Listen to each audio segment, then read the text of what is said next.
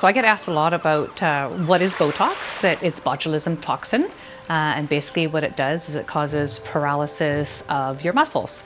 This has been used for many years in the clinical field and has now found a place in the aesthetic field.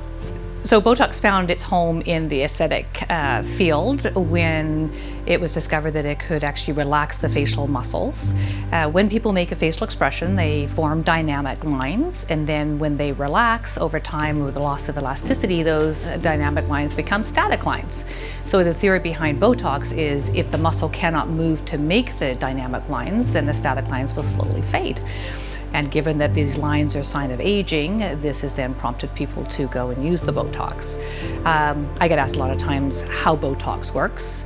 So what we do is we inject it into the muscle that we're targeting, and it usually takes about 4 to 6 hours to find its way to the nerve terminal. And then once it's in the nerve terminal, it's locked in place and will typically take about 72 hours before you'll see an effect. And then the full effect will be in 14 days.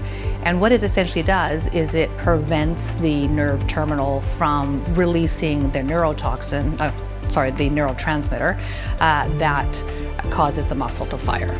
So we basically paralyze it. So I often get asked, what are the indications for using Botox versus filler? Typically, Botox is used for the area above the eyes, and filler is used for the area below the eyes. Fillers, as people age, they lose their fat pads on their face, like in their cheeks and the marionette area, which leads to deepening of the nasolabial folds and deepening of the marionette lines. And so basically what the filler does is it puts that volume back into the face and lifts it back to where it used to be, giving it its youthful appearance again.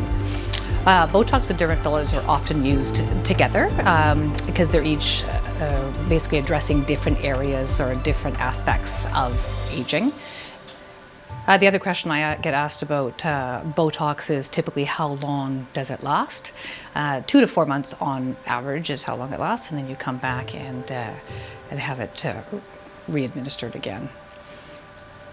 Basically, I get people to look in the mirror and then tell me what areas of their face cause concern for them, and then with that we can decide whether it would be Botox or fillers would be best to address that area of concern. So if you have any further questions about Botox or filler, feel free to give us a call at Tranquil Waters Med Spa at 480-638-9165, and it's Dr. Nicole Kemp.